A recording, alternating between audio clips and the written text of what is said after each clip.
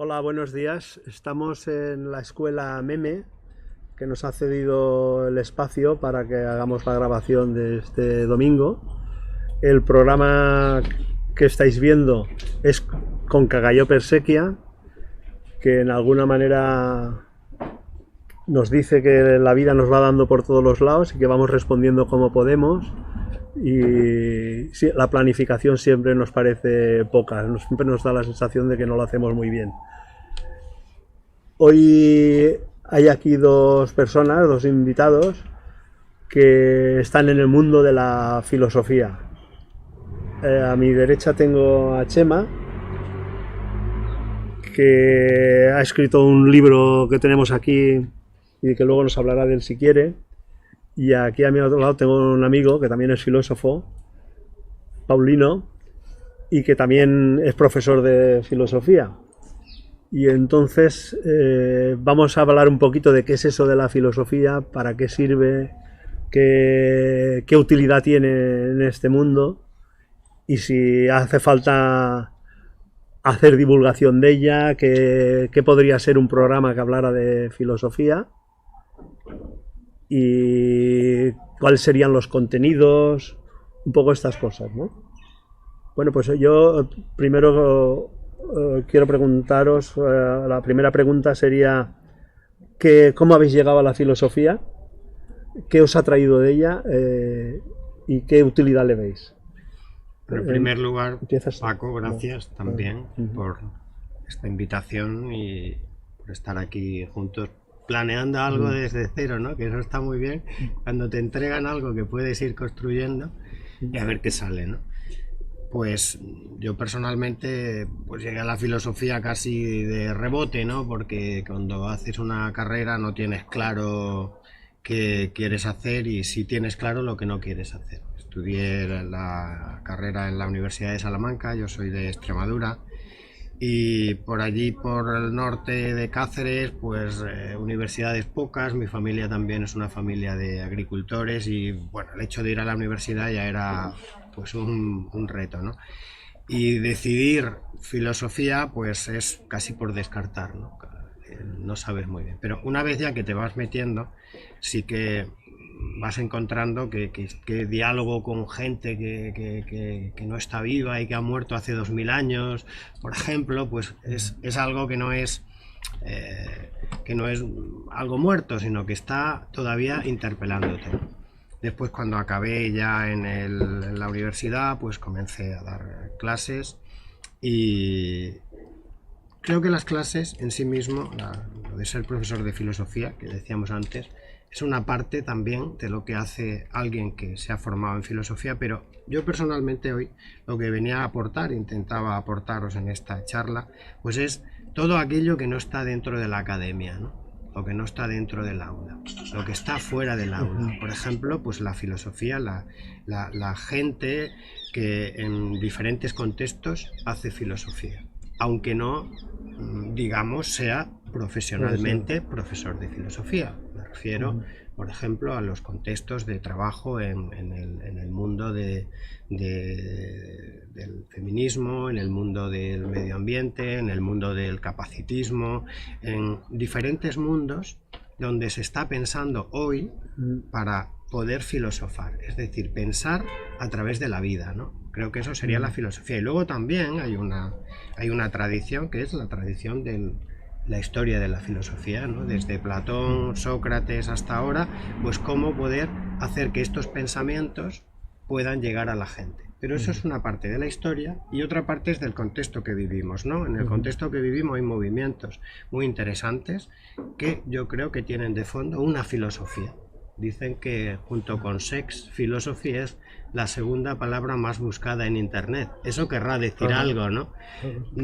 Yo vengo aquí hoy, entiendo, pues no como experto, no quiero ser experto en nada, sino como alguien que provoque que los otros piensen. Entonces, para mí cualquier programa divulgativo de filosofía debe incluir pues la comunidad. No debe incluir a un experto que habla, sino debe incluir un experto, entre comillas, que provoca a que otros hablen. Por eso, y ya lo dejo caer, para mí el modelo mejor de divulgación filo sería un café filo. un espacio filo donde hubiese un grupito, no una persona, sino 3, 4 personas, o 5, o a veces 6, donde a partir de un diálogo, de un texto, de una provocación, se entablase una reflexión dialógica que partiese de las preguntas que tiene la gente. Por eso cualquier ser humano del barrio en el que estamos ahora en Benimaclet, de la ciudad, de donde sea, puede plantearse preguntas filosóficas, incluyendo los niños, y a partir de ahí, cómo trabajarlo, no partir de la tradición erudita. Eso sería mi planteamiento inicial. Muy bien. Paulino, ¿tú cómo llegas? Pues creo que lo tenía más o menos claro desde el momento en el que estaba en el instituto, ¿no? Que era como lo que más iba a funcionar con mi forma de pensar, o al menos no se me ocurría verme en otro espacio de especialización formativa, ¿no? Era justamente porque la filosofía tiene el componente que estaba planteando antes, Chema, que es una invitación a la libertad del pensamiento. No es un conjunto de técnicas que puedas definir con claridad para poder estar resolviendo problemas precisos, sino justamente ese arte, esta diferencia, ¿no?, entre arte y ciencia o entre arte y técnica, ese arte de hacerte preguntas. Y es la pregunta la que es filosófica, no es la respuesta la que es filosófica. La respuesta efectivamente forma parte de una tradición. Y conocer la tradición es muy importante. De hecho, es extraordinariamente importante, no lo desprecio por su componente académico. Creo que conocer la tradición nos ayuda a perfilar mejor las preguntas. Pero lo genuinamente filosófico es justamente esa pregunta. Entonces, no sé. Hay un matiz, simplemente, ¿no? Por darle claridad a esto, porque a veces cogemos la palabra filosofía y parece que le estamos dando un contenido que la rebasa ampliamente, que es más ambicioso de lo que la filosofía es. Filosofía es una palabra que, según cuentan, ¿no?, se acuñó dentro de la tradición pitagórica como forma de aproximación o itinerario hacia la salvación del alma, algo de estas características. Si tú conoces bien las cosas, si tú conoces bien cómo es el mundo, para ellos el mundo eran las matemáticas, entonces tu alma se purifica de alguna forma, ¿no? Y esa tradición, que se remonta a finales del siglo VI, principios del siglo V, antes de Cristo, hace más de 2500 años, ampliamente más de 2500 años, de alguna forma sigue llegando a nuestros días. Y se ha venido pensando como si se fuese montando en bloques de Lego dentro de esa tradición.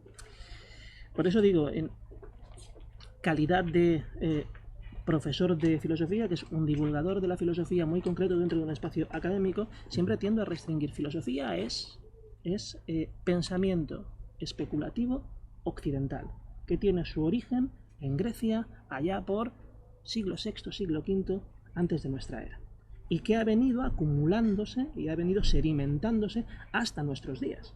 Por eso seguimos hablando de Platón, por eso seguimos hablando de Sócrates, por eso hablamos tanto de Kant, etc. Porque de alguna forma ese flujo de pensamiento está por ahí. ¿Qué quiere decir esto?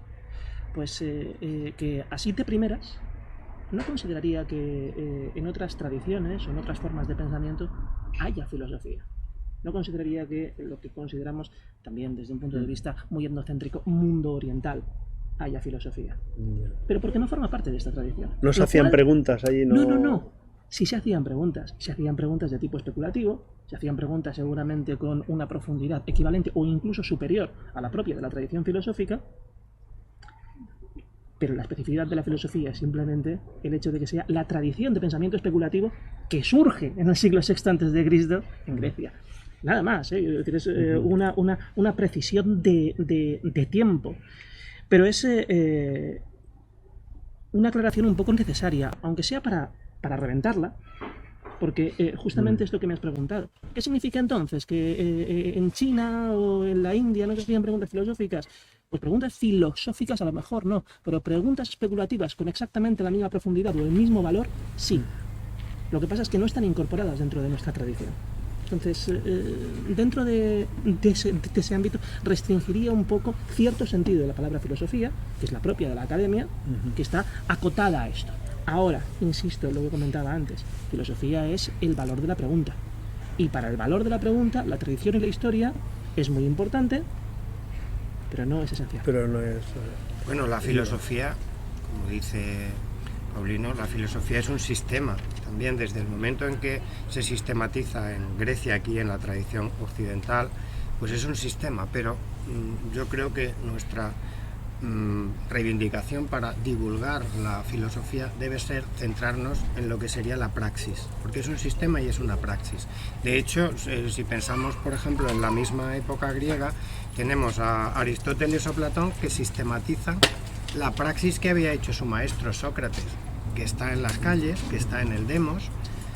Sócrates, recordemos, era del demo de Alopece, que era el término en el que se utilizaba la democracia antigua, que era la representación del barrio, en la eclesía, en la asamblea. Y esto es muy interesante porque la filosofía surge como un diálogo de calle, como un diálogo donde esas preguntas, esa palabra, es importante. Luego, el sistema que Platón y Aristóteles, pues uno más desde la famosa teoría de las ideas, este idealismo platónico, o Aristóteles de un naturalismo, un realismo mayor, son las soluciones que se aportaban. Las soluciones, obviamente, para los expertos y para la tradición son importantes, y conocerlas también, ¿no? Pero cuando hablamos de cómo convertir la filosofía en algo que es universal y que es parte de todos los seres humanos, de todos los seres humanos, esto creo que es un reto, ¿no? Porque si no, siempre, y a veces incluso cuando damos clase a los alumnos, salen como con una impotencia de decir qué difícil es esto, ¿no? Y es verdad, porque uno que hace pues literatura debe leer a Dante y a Homero, pero también puede escribir o puede hablar. La oratura también es importante. Puede haber personas analfabetas que filosofen. No hay que relacionar solo el filosofar con un determinado nivel de conocimientos, porque si no lo reduciríamos a esa tradición académica, que es importante y que tiene su jerga, ¿no? Pues cuando decimos que una persona es empirista, pues quizás hay que explicarlo, pero yo creo que en un programa de divulgación sería interesante hacer un diálogo entre empiristas y luego preguntar a la gente si es más importante lo que percibimos o lo que somos, si es más importante la apariencia o la esencia, si la verdad, la justicia o la libertad, ¿qué opinan de esto? Y luego, ¿por qué no leer algún texto de Platón, de Erich Fromm o de Marcuse o de pues la filósofa Celia Amorós, ahora, que está hablando del feminismo desde una posición determinada frente a otros filósofos que hablan desde una posición trans? Es decir, hoy se hace más filosofía que nunca. Pero esa filosofía también no es quizás la filosofía tradicional de los empiristas, racionalistas o de los nihilistas de todos los tiempos. Hay que tenerla en cuenta en un programa divulgativo y quizás hay que leer los aforismos de Nietzsche para provocar a la gente, ¿no? Pero la filosofía, yo vuelvo a reivindicar que es vida, es parte de la vida. Y creo que hacer algo que tenga que ver con la vida, con las preguntas, con el pensamiento crítico, con el pensamiento creativo, con el pensamiento cuidadoso, con la ética, lo que está bien, lo que está mal, esto lo puede hacer perfectamente un niño de 6 años. Entonces, a veces puede sonar un poco como provocativo de que un niño filosofe, pero es que realmente un niño... Yo pertenezco al movimiento a nivel pedagógico, porque dentro de la filosofía hay una parte pedagógica que es el movimiento de Philosophy for Children. Es un movimiento que surge en Estados Unidos, está en Europa, en Sudamérica. Paulo Freire también lo recoge mucho, esta tradición pedagógica libertaria y de liberación a través de los círculos de diálogo. Y me interesa mucho este filosofar que hacía Freire con los campesinos, por ejemplo. Entonces, en un contexto de gente analfabeta, decía, ¿cómo se va a filosofar aquí? ¿Cómo? Es que la justicia social era un tema primordial. Y el tema de la justicia lo trata John Rawls en el libro Teoría de la Justicia.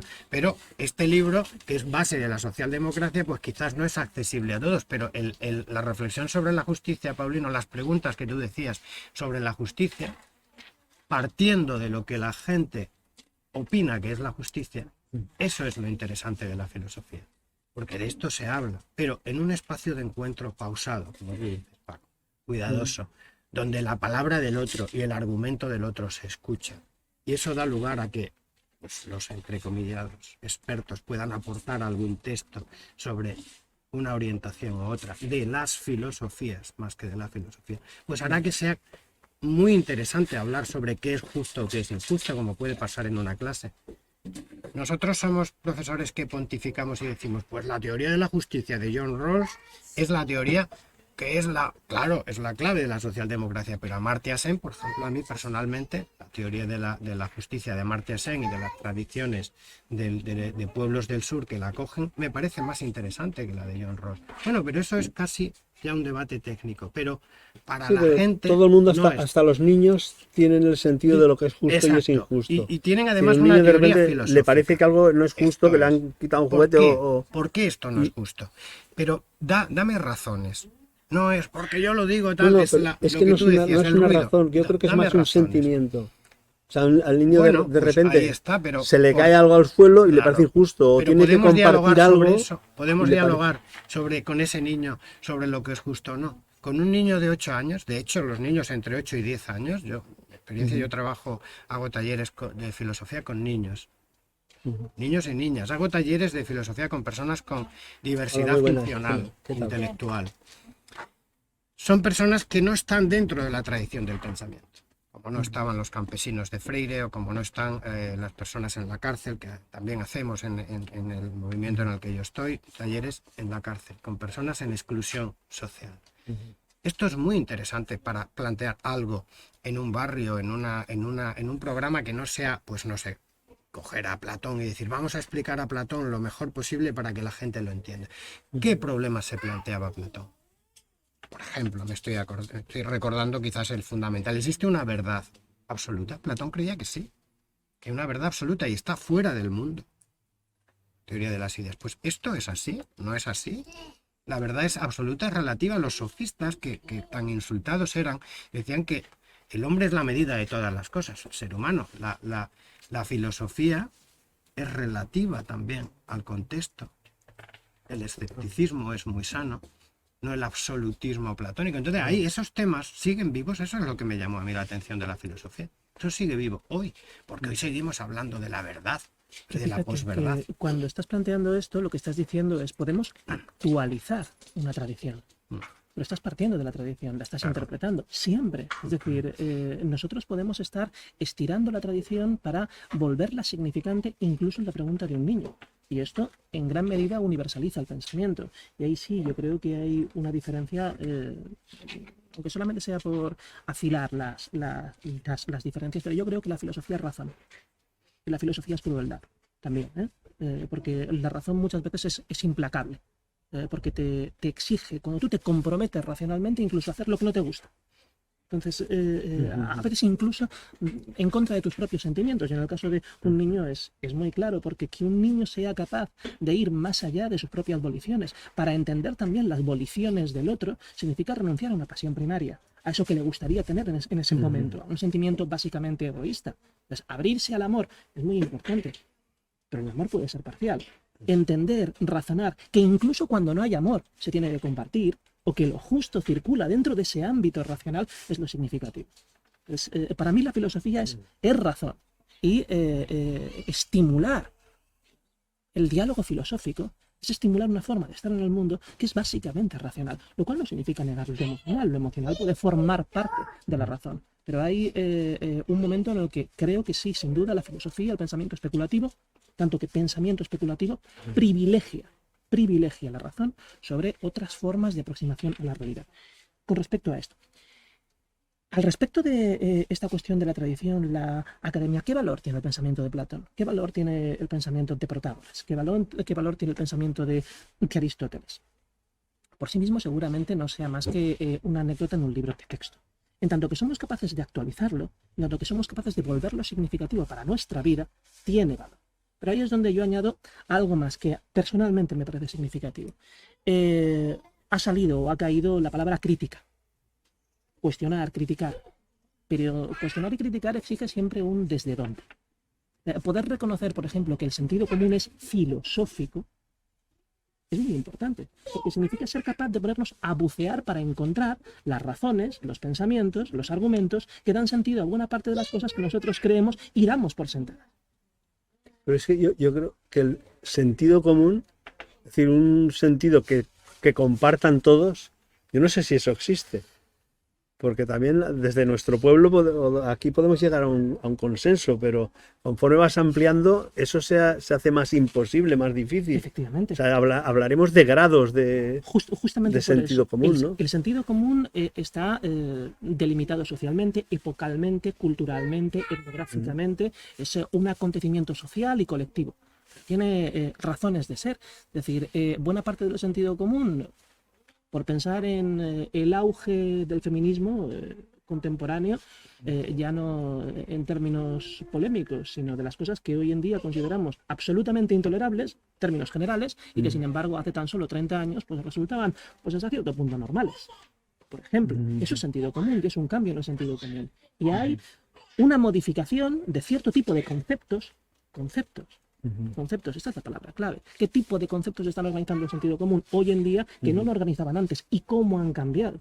El tipo de pensamiento, el tipo de crítica, seguramente ha sido implacable. Seguramente le haya hecho a muchos hombres, somos hombres, todos los que estamos aquí delante de la cámara ahora mismo, pensar que muchas de las cosas que hacíamos, por ejemplo, hace ya algún tiempo dije, no voy a ir a ningún sitio donde no haya también al menos una mujer, porque es inaceptable que demos por sentado que tengamos que ser los hombres siempre los que hablamos, en las asambleas, en cualquier sitio, ¿no? Bueno, no es una cuestión de evolución, no es una cuestión de sentimiento, es una cuestión de pensamiento. En el momento en el que lo analizas, y lo analizas además estructuralmente, te das cuenta de que hay un problema y de que formas parte de ese problema. Eso puede dar a luz un concepto distinto, incorporarlo, y eso, por supuesto, cambiar tu práctica cotidiana, ¿no? Tu vida cotidiana. Pero la parte de la crítica a la que me refería es, vivimos en un mundo, en una sociedad que tiene una tradición rabiosamente católica, reaccionariamente católica, en el peor de los sentidos posibles. Los hay más positivos, me fijo solamente en estos, que es esencialista, que distribuye, por ejemplo, hablando también de feminismo, roles de género de manera muy clara, ¿no? Si nos ponemos a rastrear eso, podemos encontrar razones y principios filosóficos, no solamente religiosos, que dan fundamento al pensamiento católico, al pensamiento cristiano, que lo han venido formando teológicamente a lo largo de nuestros años, y podemos ver cómo esa teología se ha convertido en sentido común. Ser capaz de descubrir que lo que está detrás de las creencias mayoritarias e inapelables de una parte significativa de la gente es un pensamiento tan vulgar como el de cualquiera. Es una tarea de investigación tradicional, es una tarea académica. Y eso, creo, también forma parte, o también debería formar parte de un programa de investigación filosófica. Ser capaz de recurrir a la investigación genealógica, a la investigación de los orígenes conceptuales que explican por qué pensamos como pensamos. Porque en el momento en el que descubrimos ese por qué, tenemos más fácil cambiar el itinerario y pensar de otra forma, que es el objetivo. Bueno, hay una tradición, como dice Paulino, y esto es interesante porque ya empezamos a discrepar un poco, y esto es lo bonito de los diálogos, ¿no? Él sostiene que hay una, no esencia, pero sí como una línea, camino, que es el de la filosofía y a la vez la razón, ¿no? Esto desde el mismo momento en que nace. Sí, no hablamos ahora de las tradiciones orientales, para situarnos en nuestra tradición, pero desde el mismo momento en que nace esto, en la época que la ha puesto, de los presocráticos de siglos 7, 6, antes de Cristo, desde ese mismo momento que la tradición racional nace como digamos, la cúspide del pensamiento, es en el mismo momento en el que se critica. Me refiero tanto a los sofistas como, por ejemplo, a las tradiciones helenísticas del estoicismo, del escepticismo, de los cínicos. O sea, todas estas escuelas de sabiduría, la filosofía ha sido razonamiento en una parte, pero en otra parte también ha sido irracionalismo.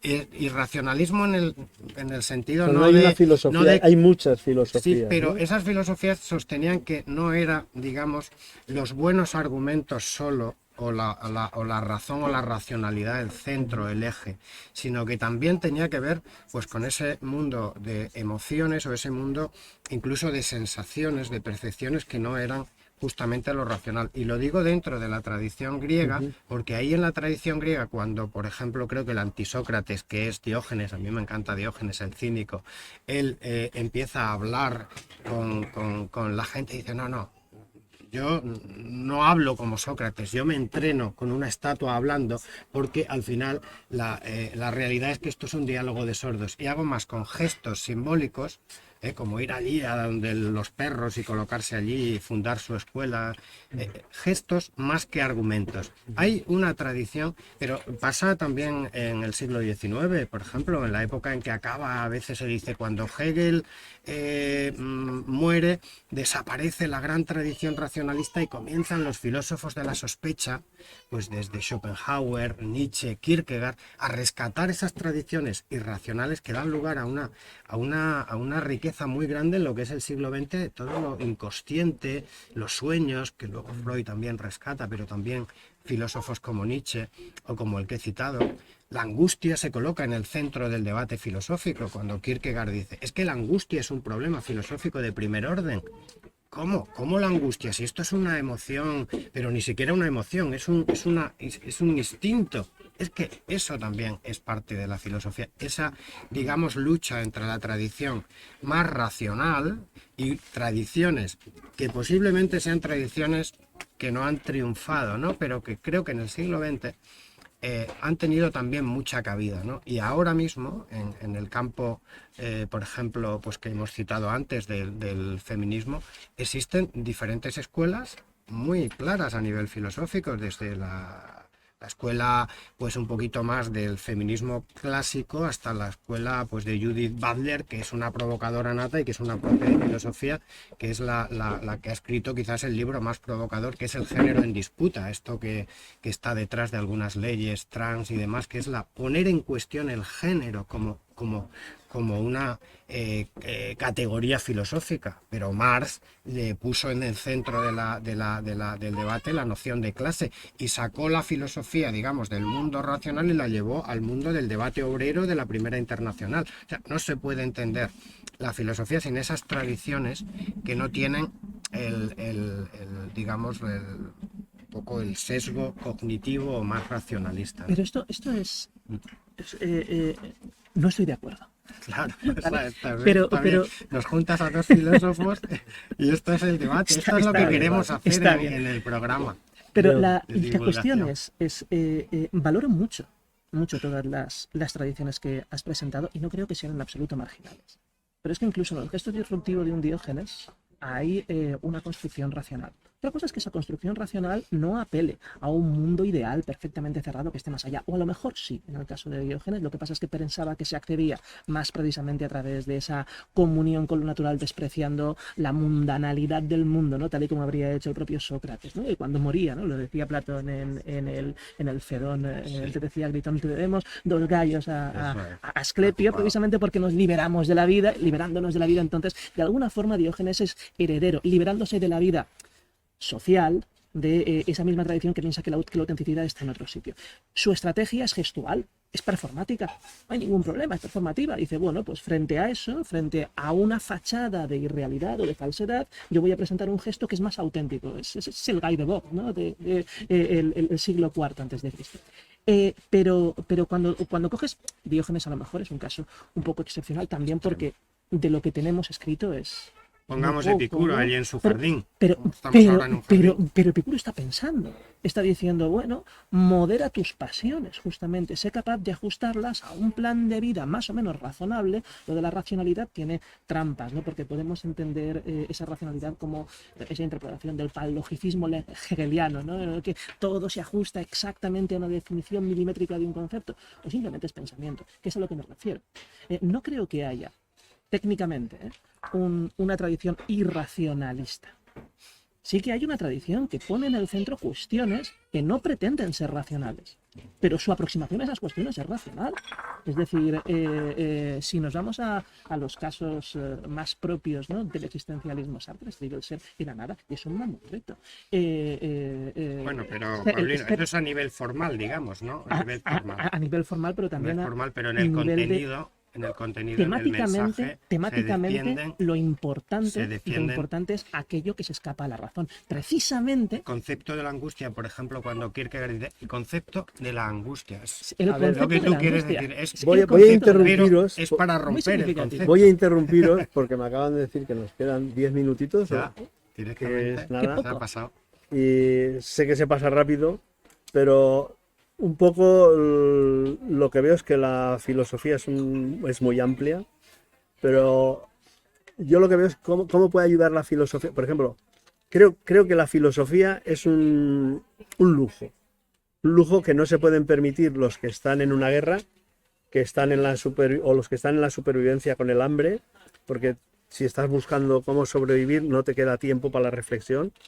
Creo que aquí en Occidente nos podemos permitir eso porque no estamos en guerra hace un montón de años, en una guerra visible, palpable, aunque sí que hay una guerra económica en la que estamos metidos todos, ¿no?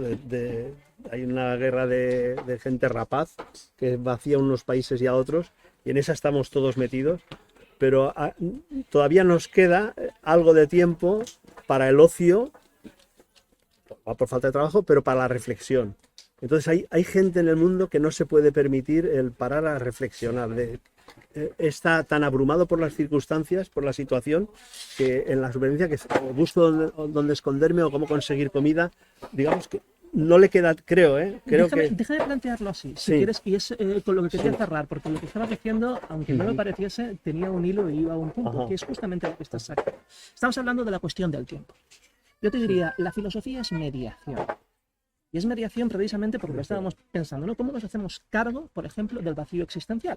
¿Cómo nos hacemos cargo de la duda al respecto de la existencia de Dios? Podría plantearse Kierkegaard, ¿no? ¿Cómo nos hacemos cargo del absurdo, que diría Camus? Nos hacemos cargo.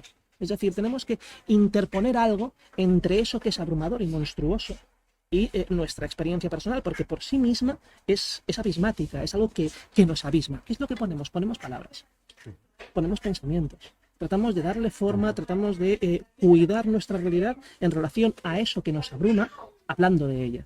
Y la filosofía es eso, básicamente. Pero claro, en el momento en el que planteas la filosofía como mediación, necesitas, como toda mediación, tiempo.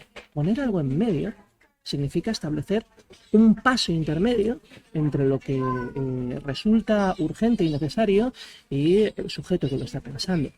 En el momento en el que se plantea eso, el contraste con nuestro mundo es muy significativo, porque es cierto que al mismo tiempo que la filosofía es, digamos, un lujo que no puede plantearse alguien que esté en una situación de necesidad orgánica, física, real, también es verdad que en general todo nuestro mundo, y es como la preocupación que me parece más directa en todo esto, es un mundo de lo inmediato.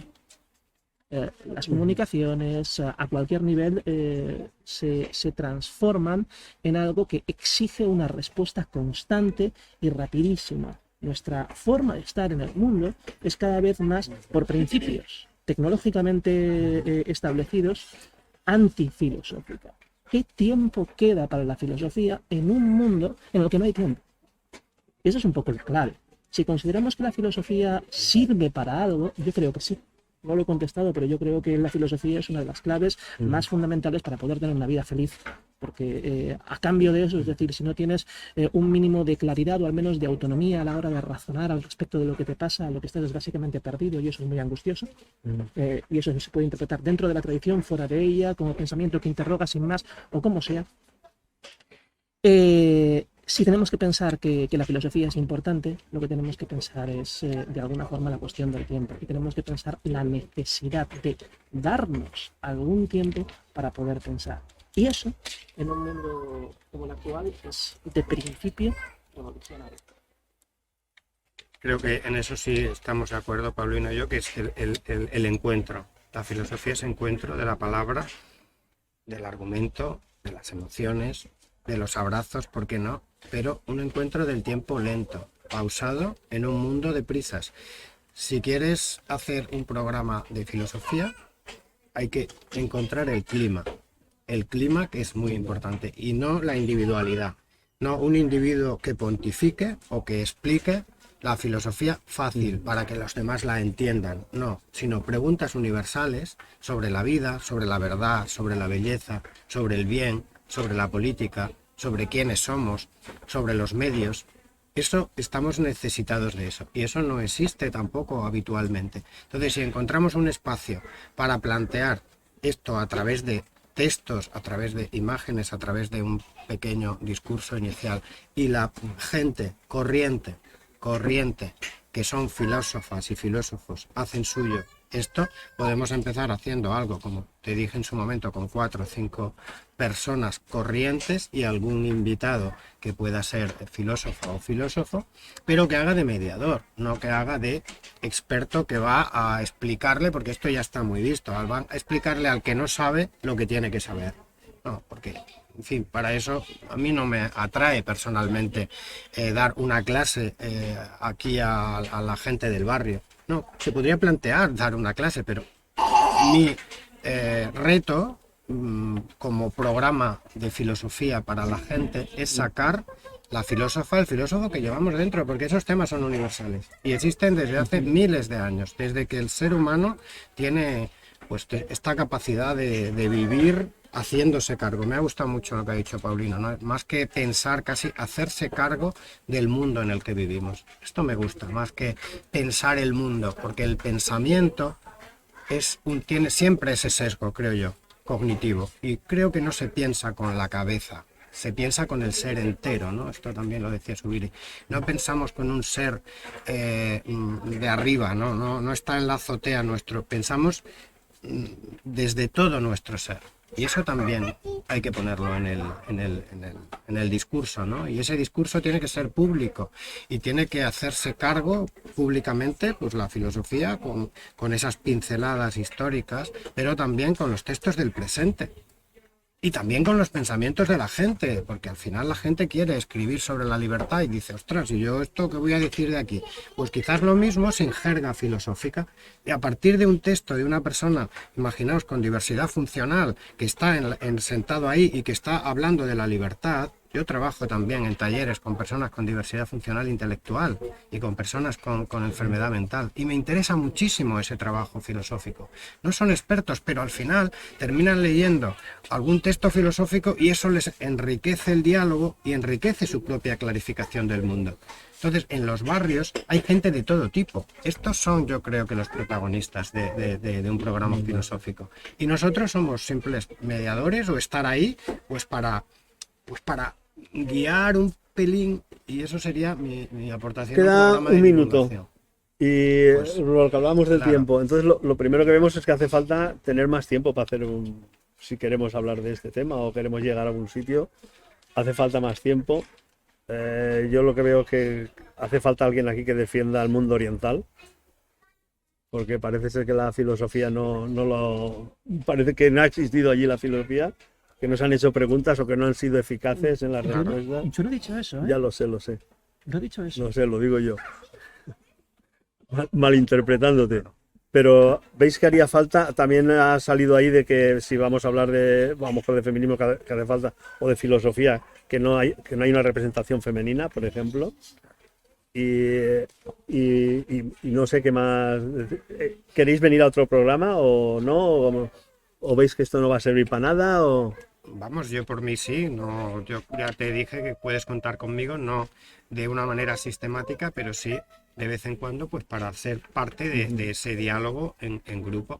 Y otra vez, cuando venga la persona que lo que dices tú del mundo oriental, pues que también aporte su texto. La persona que venga del mundo del feminismo reflexivo, es decir, no solamente del activismo, ¿no? Decía Freire que la acción sin reflexión a veces es ciega, pero la reflexión sin la acción se queda vacía. Entonces es importante que alguien, no tiene por qué ser filósofa, pero sí una mujer que haya reflexionado, haya escrito algo sobre estos temas y que quiera aportar. Entonces, hay que recoger, yo creo, la pluralidad. Freire decía la pluralidad. eso, estaba citando a Kant. Sí, bueno, pero Kant también a su vez fue crítico contra el racionalismo. Pero por de eso Descartes. la tradición es tan importante. Sí, pues tienes nuestra, al menos... Yo como persona de la calle que no conoce la filosofía me siento perdido porque claro, sin conocer a Kant, sin conocer a Freire, sin haber leído... algunos de ellos los leí hace muchos años y no puedo centrar, pero podemos ser útiles a la solución. Por ejemplo, ahora mismo hay una guerra en curso. Los millones de años que han pasado, la tecnología que hay, y sigue la gente matándose. Filosofía o sea, para la que paz. es la negación de la reflexión, claro. Del discurso, es la fuerza por la fuerza. Yo soy más fuerza y te aplasto. Eso es lo que hay. Somos incapaces de llegar a acuerdos de comunicación. Entonces, me interesa todo el proceso del por qué o cómo son capaces de llevar a la gente a esas situaciones de matarse y parte de ellos igual es el quitarles el tiempo de la reflexión, ¿no? El que no están...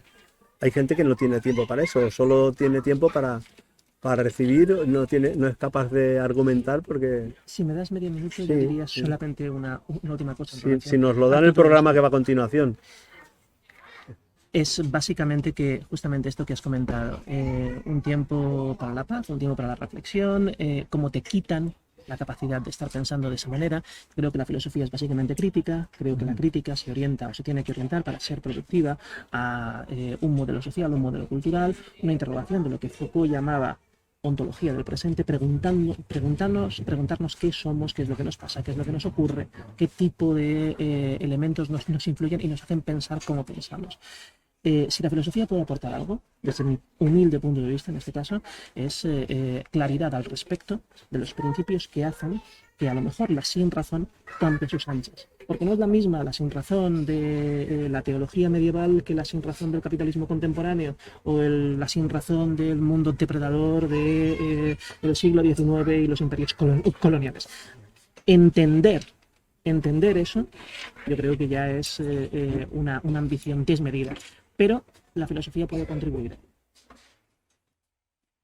Pues nada, aquí muchas gracias por haber venido A y ti.